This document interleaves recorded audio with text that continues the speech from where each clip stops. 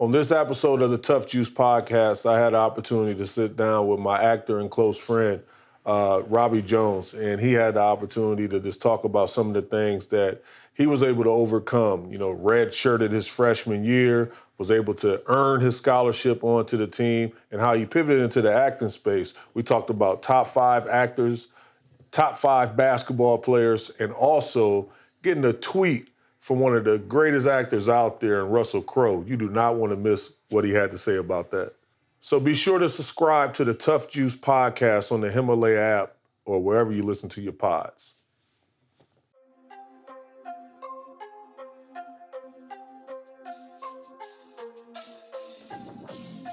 We were just talking about like when he used to come to the games. He came to Sacramento and everything. And I I did. I told her that. I said I needed that visit though because we had that talk. No, for real, because everybody just assume you all right. Right. Because they're like, yo, that boy, he making money. Right. He's straight. Right. Like, but I was like, man, I needed somebody just to be like, you good? Right. Yeah, we was talking and you was telling me the real deal and I was like, man, that's not cool. Yeah. That's not cool. It was stressful because you from Sac. Yeah, of course. Yeah, and they had you out there playing big homie. Big homie, like babysitting. Right. Like, what is that for? I'm not here to do that. Yeah, man. I wanted to play, man. I still had a passion and a love to play, but every guest that we bring on the show, we always talk about like the beginning stages, and how they have to overcome so many different things because now in social media, you see this microwave success, and people don't understand the grind and the struggle. So how was your beginning? Oh, man. Shoot, you're going to take me back. Yeah, man. Talk about from the beginning, man. Like, I know obviously you're a successful star in the business and everything now, but like, how was the beginning for you, coming up? Did you have, aspirations of being an actor all the way then, or? The funny part is I always thought I was going to be hooping next to you sometime. Yeah, man. I thought I was going to be in the league. No, man. I thought I was going to be in the league. And I just knew it was going to happen. I was playing basketball and overseas, and I thought I was going to get closer and closer to the league, and I was getting further and further away. Ended up playing in the ABA and thought, okay, Matt Barnes is here, and, these guys, Mike Pemberthy and some of these guys are getting 10 days were there. And I was like, okay, I'm going to get my shot. And it just never happened, man. And it just it was weird because I was out here working out in the summertime at the men's gym, where UCLA, where all the guys hoop. And a couple guys I knew were doing commercials. I'll see them in commercials. And I was like, you guys hoop. Like, how are you guys doing commercials and hooping? And they were like, actually, man, you got a good look. You should try it out. And kind of just long story short, I met with a commercial agent and started taking acting classes and booked a whole bunch of commercials and then booked my first role on a TV series, One Tree Hill. And then it just all kind of snowball from there, man. Something as simple as just saying, you know what, I'm gonna just start doing commercials. Like where did that consistency come from? Like when you talk about, just going out there and just attacking something to make it happen. Man, honestly, it was put in me very young, playing for my father in high school. Yeah. That tenacious, you got to wake up earlier, you got to work harder, you got to do more than everybody else. And people thought playing for my dad was like an advantage, but it was really like harder because Coach Jones wasn't no joke. Yeah. He still ain't no joke. Heavy. Yeah, he was on me. And he just kind of put that attitude in me that you just got to outwork everybody all the time. So when I went to college, I was a walk-on. Oh, that's wild. Yeah. So that was even more. I had that walk-on mentality where like, I know I'm better than you, and you, but I got to do 3 times as much. I got to work way harder. And I ended up starting and earning a scholarship as a walk-on, which is unheard of. Like walk-ons don't even play. Yeah. And I ended up starting as a sophomore walk-on at UC Berkeley in the Pac-10 at the time. And that was just, it was such a blessing to do that. But that mentality of just outworking everybody and getting up earlier and running harder and finishing the sprints faster, I don't know, it just was in me from an early age. So when I got to acting, I felt like it was a seamless transition because this business is a business of no's and a business of no, you're not the guy. But I just had that same kind of tenacious, I guess, drive to, not look at anything as failure per se, or not look at anything as a no, but just like, I just got to be better. I just got to be better.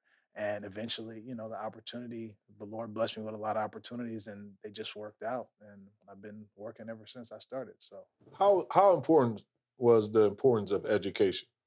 Because you went to a prestigious yeah, university. yeah, was huge for me because I went to UC Berkeley, graduated from there, and I just know that that education and the things that I learned in college have just been so valuable throughout my life, as far as my social interactions, as far as business acumen, as far as social awareness. You just learn so much from people that you're in class with, learn so much from people that you're just walking the campus with, and friends and people that you just meet. And then the teachers do a great job of teaching you things that you want to learn about. When I was in school, I was a communications. I did communications, and I was ethnic studies major. So I just learned a lot about people, and Yeah. it helped me out in my kind of maturation as a young man. The power of relationships. We just had Cassie Athena, that just came over, and she was talking about the importance of relationships and having like $1 billion network of this people Sure. that she knew. And you said you was a communication major and being in that space. How important is relationships in this industry? I feel like it can be really huge at times. I mean, a lot of times people say Hollywood is all about who you know. It's not all about who you know, but sometimes it can be a lot about who you know, Yeah. because I personally have got jobs or opportunities to work on projects based on just relationships that I've had. People just calling me, like, they know me, they know my work, and like, hey, come do this. You want to do this? I'm like, yeah, let's do it. You know what I mean? And other times, if you don't know the right people, sometimes you just are not even in the conversation about a project because you just don't know the right people. So that's why you have agents and managers sometimes to No kind of doubt. mediate that. What was your first breakthrough thing? Like, not your first big one, because I think I know your first big screen moment that was just like that aha moment. But what was your first thing that you did on the screen where you was like, I can do this?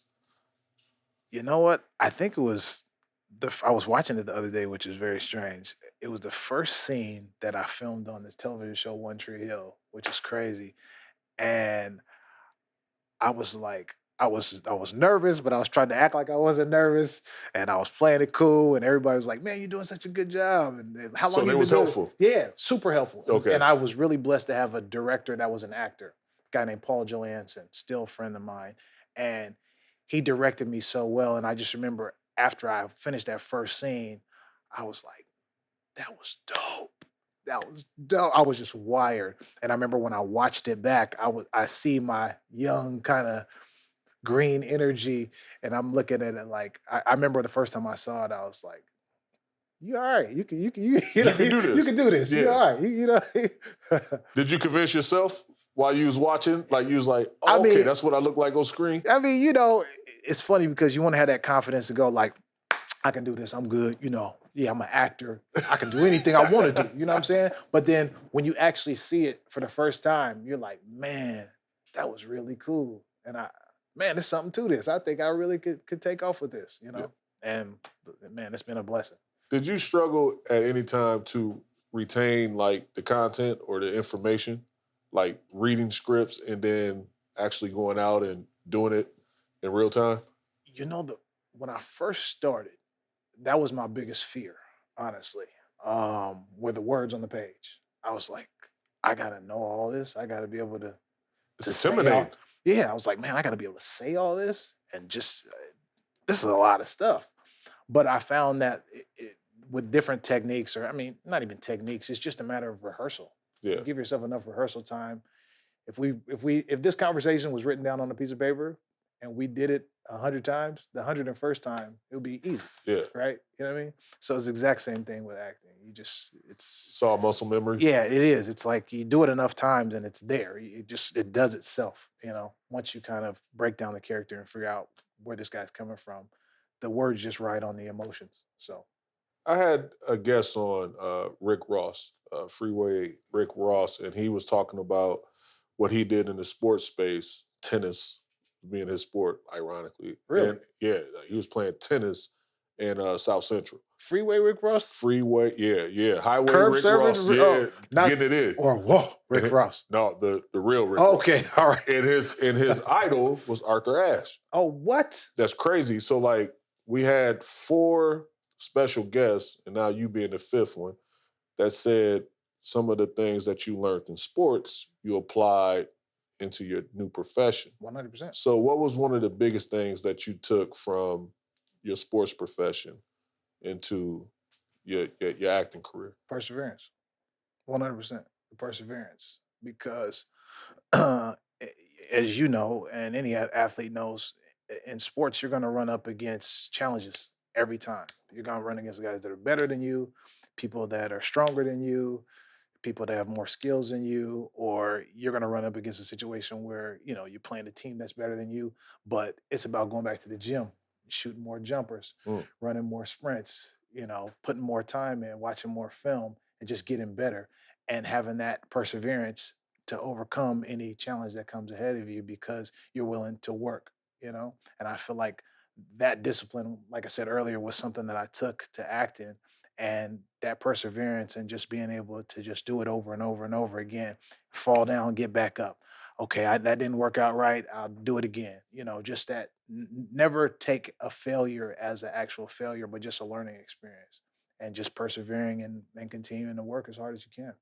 I asked Mark Cuban this. I said, how has your success changed your relationship with people? Hmm. So I will ask you that. Oh, right. How has your success changed your relationship with people? Because immediately they see you on the big screen and it's like, okay, like he's an actor, he's a star. Sure. You're in major movies, you're in Shaft, you're doing all this content stuff. But how has that changed your relationship with your loved ones? Do they look at you differently? It's interesting. I think that you realize you have a lot more relatives. Second cousin, third cousin. Barbecue got bigger. The barbecue's bigger, and you have a lot more family members, a whole lot more family members, and that can be great. And at the same time, sometimes people think because you have success in one area that somehow that translates into a way to instantly make someone else successful, and that's not always the case. Yeah. You know that. Yeah. And it's like, because you have some success in this area of your life doesn't necessarily mean that I can translate that success into some type of success for you, second cousin, third cousin. I would try. Uncle. I'll do my level best. The Lord has blessed me, so I would love to be a blessing to you, but it creates expectations sometimes from family members that you can transform their life somehow. And that's been interesting because you want to be as helpful as you can. They're your family, they're your friends, but sometimes it's like I'm doing everything I can to help you, but don't be disappointed if it's not what you expected, because I don't have a magic wand just because I have some success. It's impossible. You know what I mean? And the funny part is I've heard that narrative from so many people from, on different levels of the game. People who have hundreds of millions of dollars to people who have, hundreds of thousands of dollars. It seems like the same kind of expectations come on you as your success grows. So hopefully I'll be in a position at one point in time where I can do that. It's like, hey, everybody, let's all, let's join this, do this business, let's do this thing. And everybody who, hey, you related to me too? Come on. You know what I mean? Yeah. Hop on. Come on then. You know what I mean? Hop on the train. So how do you get your therapy? Because I know you're doing a lot of work and you have pilot season and now you're a father. Congratulations on that too, bro. Thank you. Yeah, Thank you. And I know you speak highly of your family and all the things that you do, but how do you get your therapy and your time where you just be like, you know what, that's your woo side? It's interesting. I feel like me and my wife, we pray every night, right? And I feel like there's something to that it gives us this kind of connection, and it gives us this kind of disconnect from the world, and it just puts us together as me and her and God, and we just talk. And I feel like it's been so valuable for me, and it's been so valuable for her and our relationship with God. And I feel like that is therapeutic in its own way. just having a conversation with your wife and God, man. It's deep. It That's really, major. yeah, it really is. It really is. That's funny you asked me that, but that really is. It has been really therapeutic for me and my wife. Have I know there's certain individuals that you probably look up to in the game or mentors you have. Mhm. Is there someone in particular that kind of just taking you under their wing and kind of help you navigate through this business?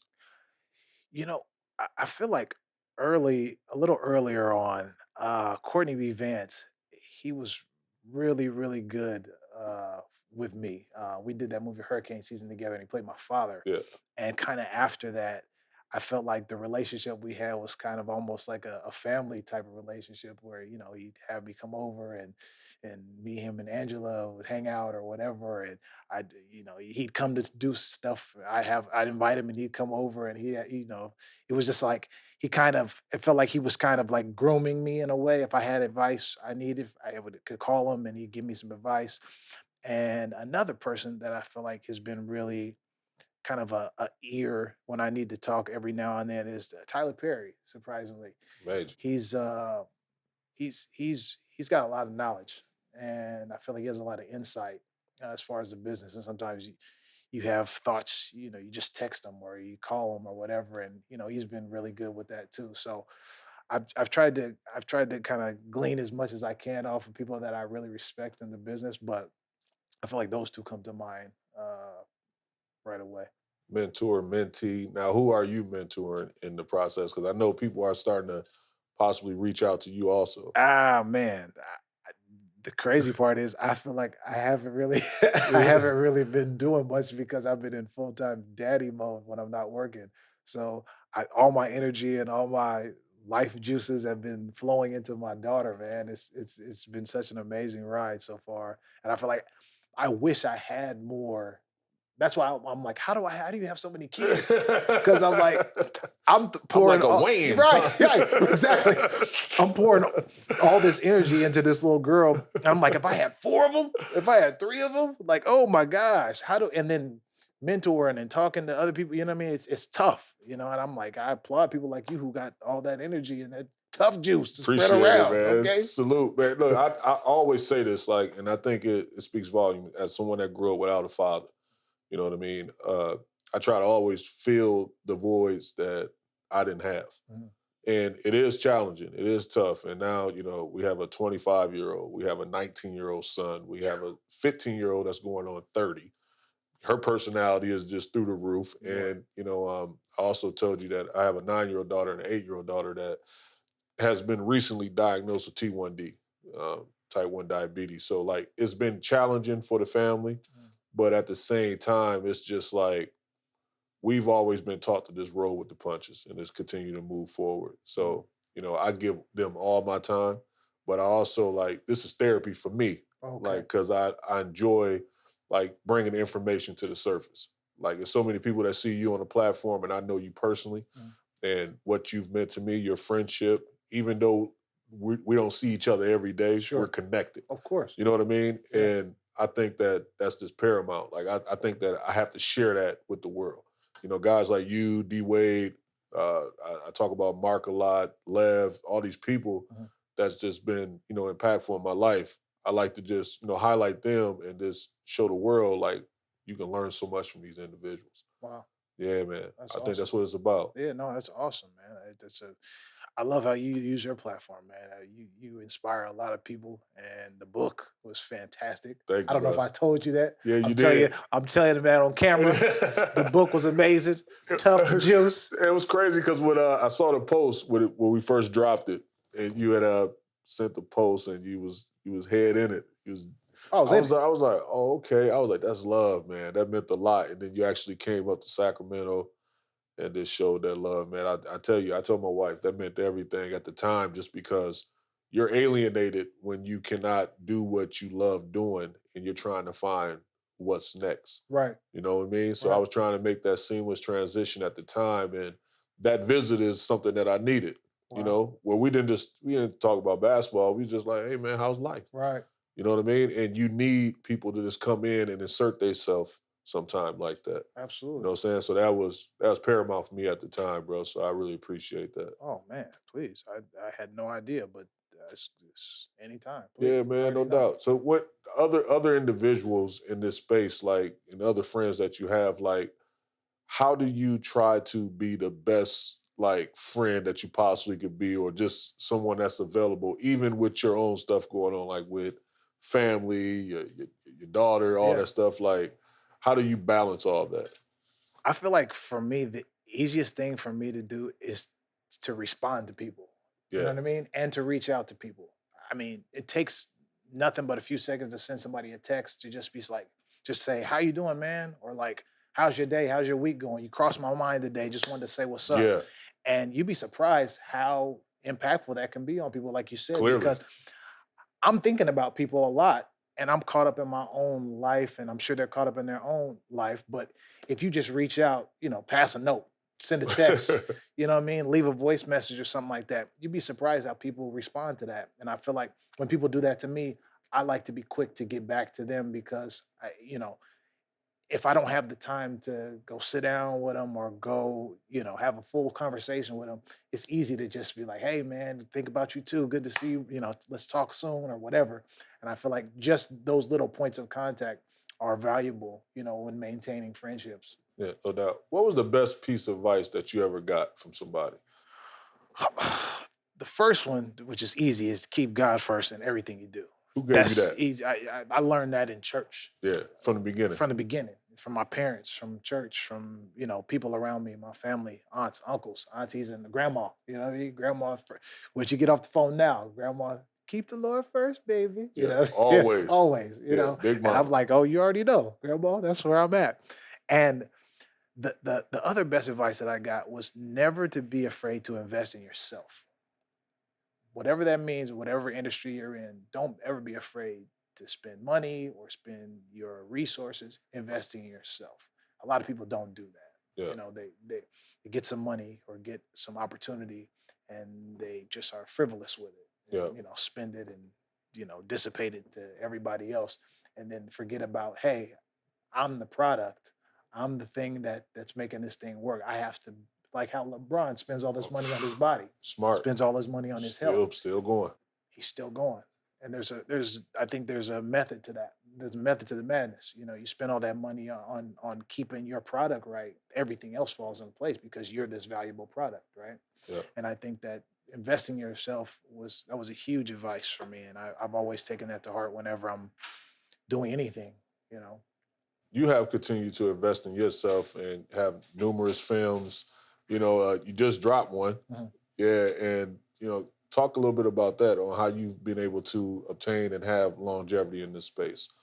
Oh boy, I wouldn't call it longevity. I feel mean, like bro, I'm you've just been getting going. started. I You feel like over a I'm just getting decade, started, man. It's Yeah. crazy. I'm still wet behind the ears, Yeah, boy. it's coming. It's more and more coming. I don't know, man. I feel like it's kind of a mixture of all the principles we talked about. It's perseverance, it's keeping God first, it's trying to surround myself with people who are like-minded Mm, and who have the same beliefs that I have and um, believe in me and will put in the effort alongside of me because I can't ask anyone to do more than I'm willing to do for myself.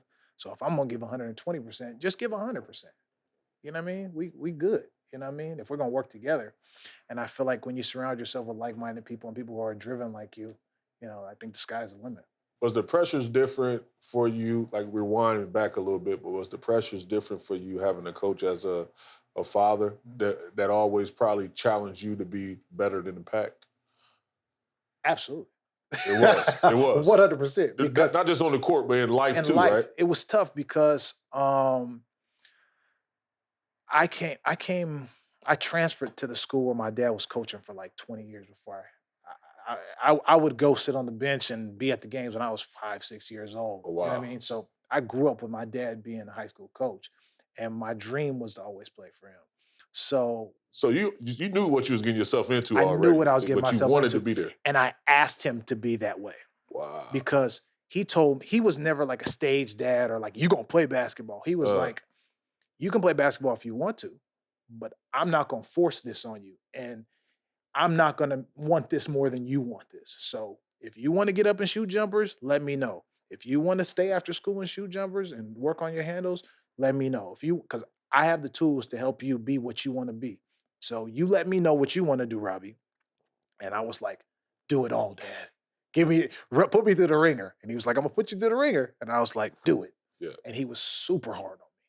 But at the end of the day, it prepared me for not only the next coach and the next situation, but for life in general, because nobody could be tougher than my pops on me. You know what I mean? But it was all love. So I received it in love. But it's, you're 15 years old. It's tough to come home and talk about basketball all night. You know what I mean? Talk about the layups you missed in practice. That's crazy. It's like, man, Dad, can I just watch TV or something? You know? How has that helped y'all relationship too? Like now, Sure. Because I saw him at the screening of the movie. Yeah.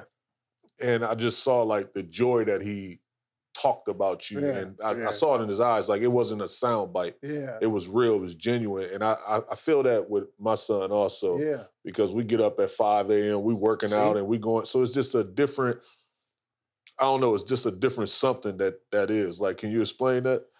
I feel like he's always been my biggest supporter and fan, no matter what I wanted to do. High or low? I played soccer when I was like all the way till I was 15, from like age 6 to like 15. He was at all the games. He was, he was helping me with soccer. He wasn't the soccer coach, but he knew I loved soccer.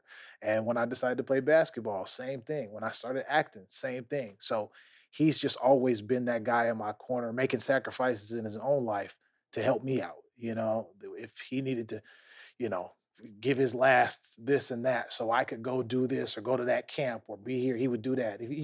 My dad used to drive me from Sacramento to LA to play in tournaments. He'd drive 5.5 hours to drive me to a tournament to play for an hour, to drive back to Sacramento just so I could go play in the best tournaments out here in LA. That's dedication. I'm talking about, this was him. He was always been above and beyond the Call of Duty, man. Wow. So like your first big film, like what was that moment like for you? Because you talked about having the nerves and going through that process and then finally seeing yourself visually like, wow, I can do this. Right. What was that first big break in that big film for you? Well, I think it was where I met you, out at hurricane season. Oh, yeah? Yeah, because at the time, Forest Whitaker had just come off the Oscar. He had just won the Oscar for Best Actor for Last King of Scotland. Last King, yeah. And this was his first film after that. And I just remember the whole process of trying to get on this film with him. And I just remember when I got the role, I cried like a baby. I was like, I can't believe it. I'm about to be doing a movie with Forest Whitaker. It's crazy. And I just remember the director wanted us, because we were going to be working together so much, he wanted us to meet before we started filming and just kind of get to know each other.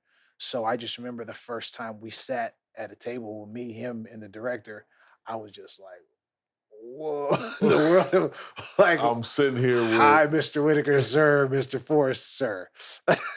Hi, whatever you want to do, you know what I mean? Like, and I'm just trying to just like, should I talk now?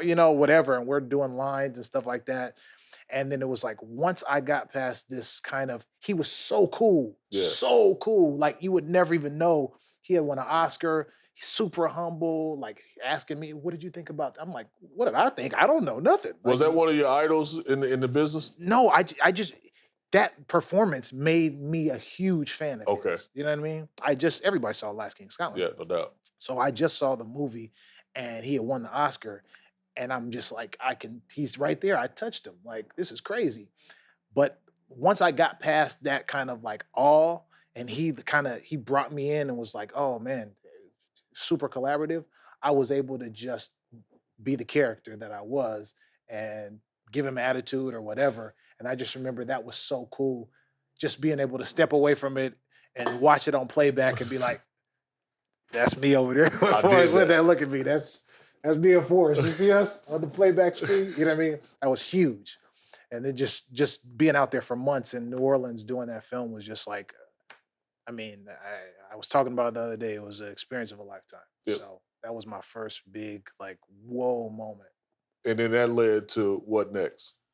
What did I do after that? I think I did a TV pilot for ABC, and then I did some more TV stuff, and then I think I did a bunch of TV, and then I think Tyler Perry saw that movie, Hurricane Season, and wanted me to work with him on that Temptation movie. Oh, Years later, he had me in mind for this like movie. I'm gonna use him at some Yeah, point. and so it's just crazy. Like you said, it's who you know and kind of relationships and kind of work begets work. You know what I mean? People see you killing for the Wizards, and they're like, "Oh, we want him over here with the Yeah, Clippers." at You know some what I mean? It's point, he like, gonna be yeah, a piece. exactly. So it's funny how that works with acting too. Yeah. How is that process though? Like, I know, like you said, I'm still wet behind the Right. ears. I still got so much Yeah. more I want to give and stuff. So what is that process like compared to like what people always just see with this instant success?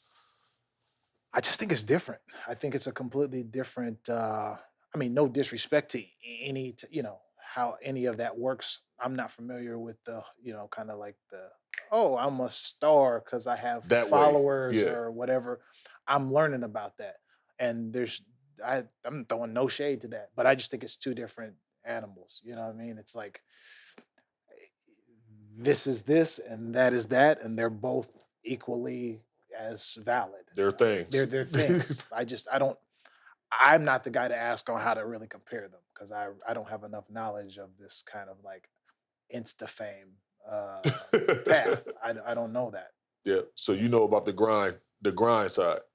That's just been my experience. Yeah. That's been my personal experience, and that takes nothing away from anybody else. But that's kind of the way I've I've done pretty much most things in life.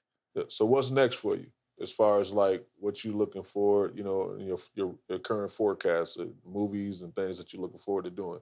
Well, hopefully, the Lord says the same. I will be continuing doing TV and film, which is my passion and love.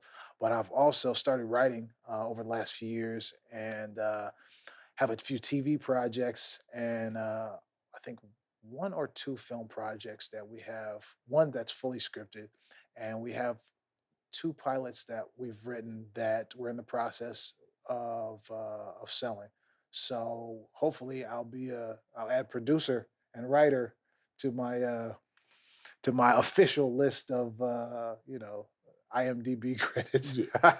That's major. Right, I guess so. That was a joke, but yeah, I mean, I've been a writer and I've been producing, but like for people to go, did you write the da da da da or did you produce the? Yeah, that would be pretty cool too. What are you going for, like, when you write scripts and things like that? Are you telling stories that obviously you lived through or you've seen or you familiar with, or are you going like the sci-fi route, or like where you going with it?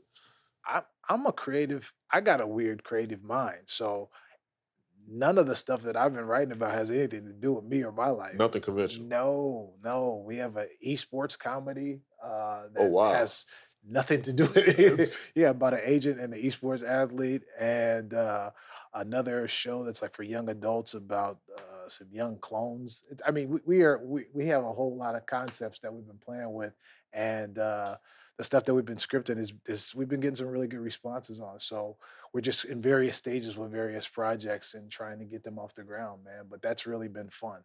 the the biggest takeaway from your career or from this industry or from this journey so far has been what? Whoa, that's a lot. That's a lot. The biggest takeaway. Yeah, the biggest takeaway, man. We trying to educate. We trying to Man, the educate biggest these brothers and takeaway. sisters. Man, I think that you trying to stump me here. Give it to them raw. Give All it to right. them. The biggest that's what I'm saying. I feel like I don't have enough experience to really be able to tell somebody this is what you take away from this business, because I've over my illustrious career, I can tell you so much about, like, But I'm you still have learning. had I'm learning so much every day, bro. You had a special career already. I mean, I thank you for saying that, and thank the Lord, thank you for saying that. But I feel like I'm not cool enough to give that answer. Like, I really don't have I can't be like, so you should take this away from my mind. You know what I mean? It's like I don't have that. You doing it I don't though. have that.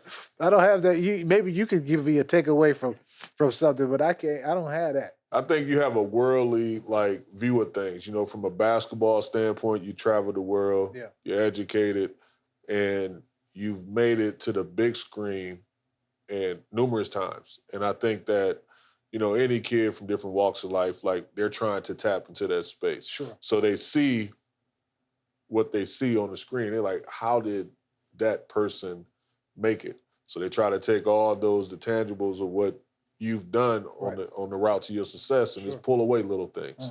You know what I mean? Yeah. Like for instance, myself, when I talk about basketball, I'm not Kobe in this thing. I'm not a guy that you could tell the game of basketball without mentioning.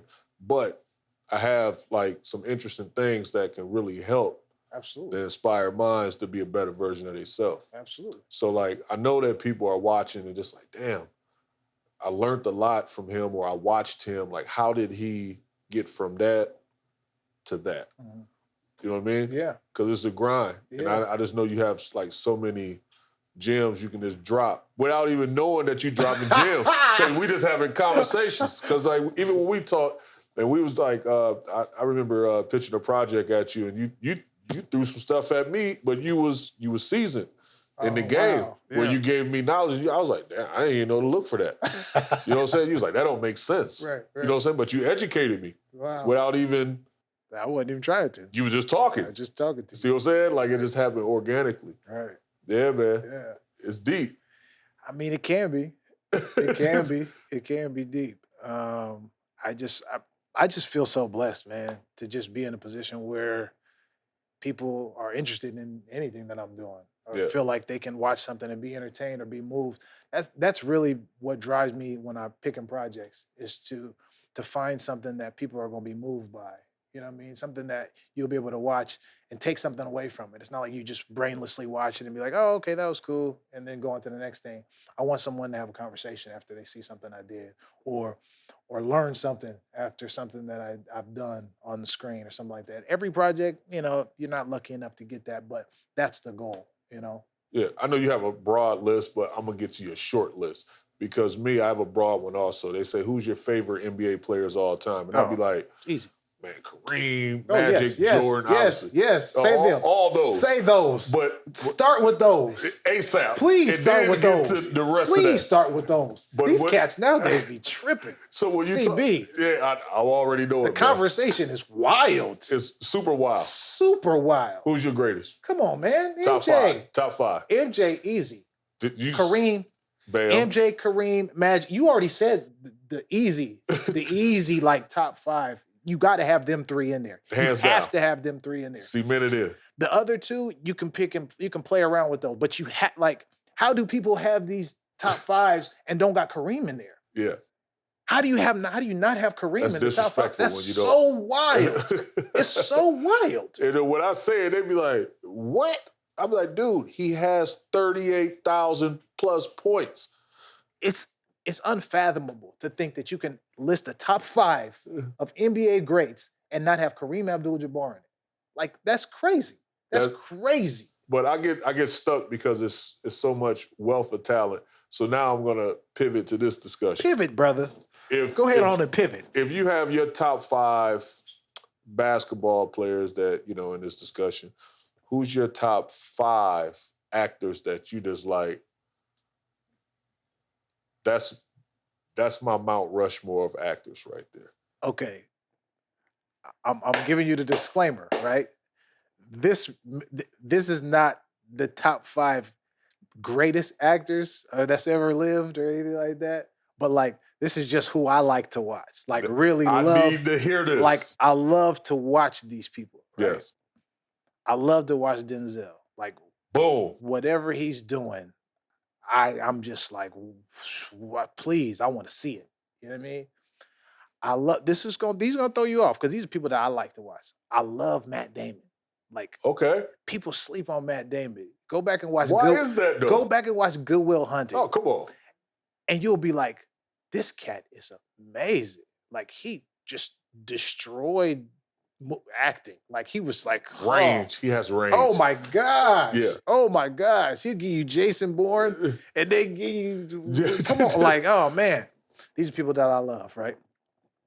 I love watching Meryl Streep. right?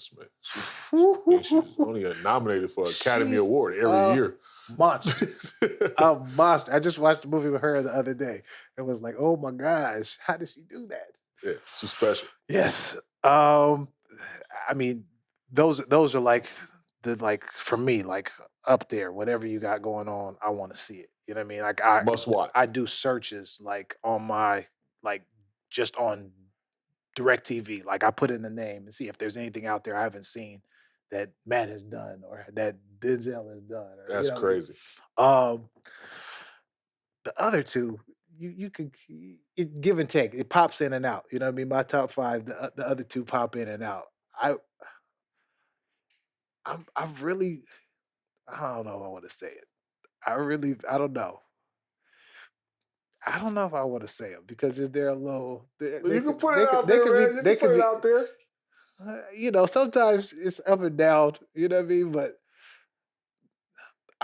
I'll hit you with some new talent. We'll skip the veterans, Okay. and I'll hit you with a couple people that I really like now. I like what Chadwick Boseman is doing. Okay. I like what Michael B. Jordan is doing. Killing the game. Killing the game. I like my one and only. It's like the staple when you look at women in acting. Angela Bassett. Oh, come on, man. That's next level. Come on, man. Come on, man. I think it's her and then like everybody Come else. on, man.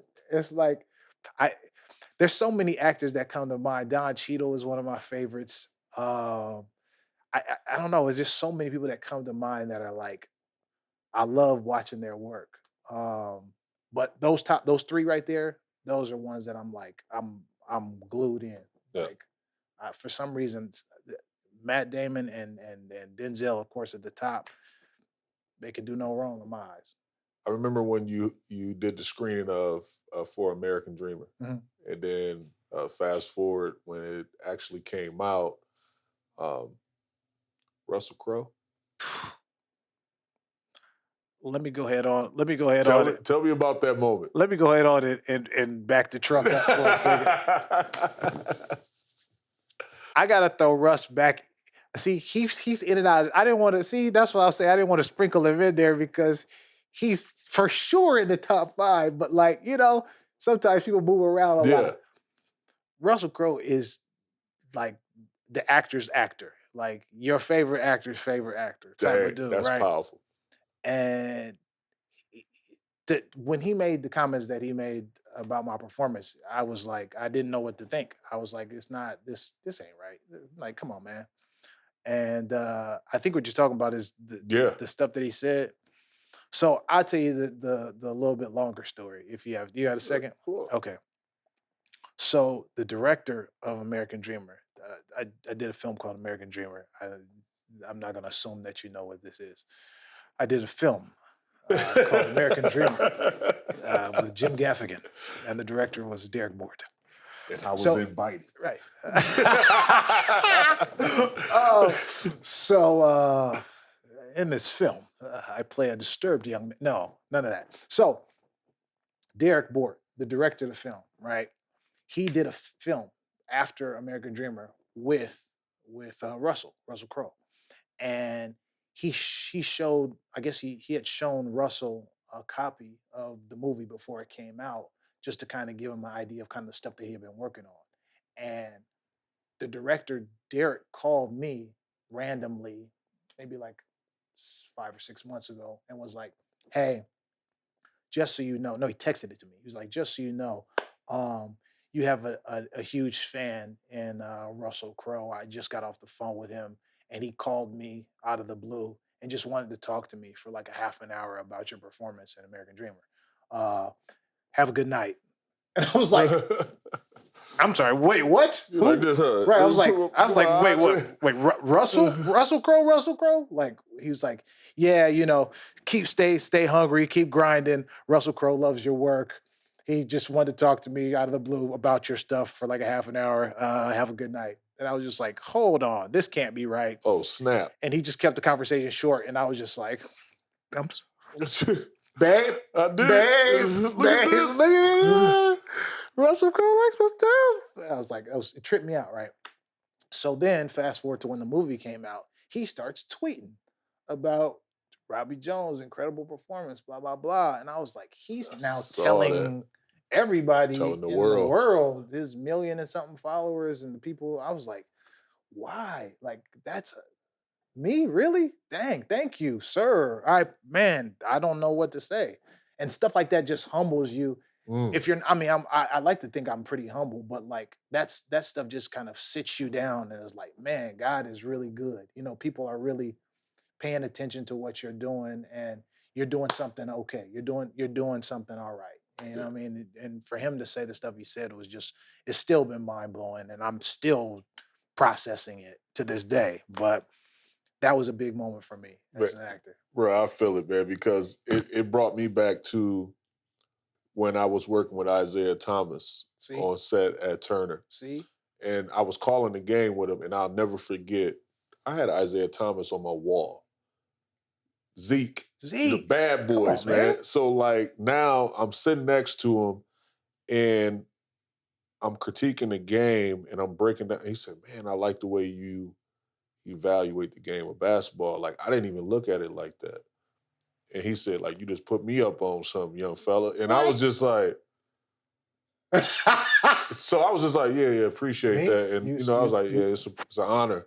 And then afterwards, I was like, damn right. That's what I do. You know what I'm saying? But it was just that's how I get that's down. how I do it. You know what I'm Zeke, saying? But that made me feel so good inside. So I know that feeling, man. Yeah. Definitely. It really is. It would be just like, it would be very similar to somebody like MJ or something, just being like, yo, you a baller, man. Yeah. You're killing it. You're killing it. Keep dog. going. Keep doing what you're doing, man. I see what you're doing.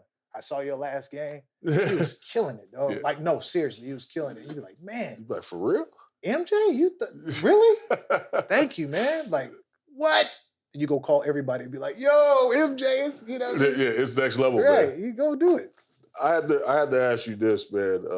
No time winding down, but like ultimately, like when you look at your legacy in life and in your profession, like what do you want that to be? Oh man, that's another good one. That's interesting. I really believe that.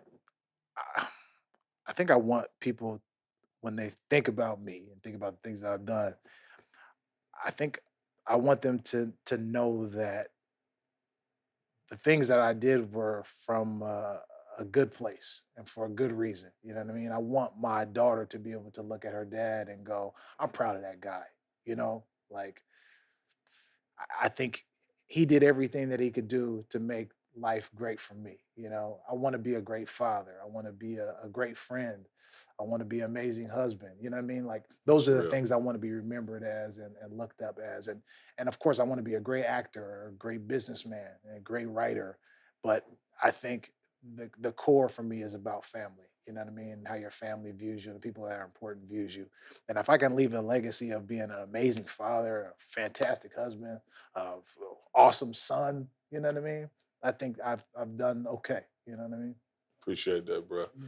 Well, thanks for coming on the show, man. And I think course. you're all those things and above, you, family. Come on, man. And I might need you tonight to suit up and play a little hoop for us too.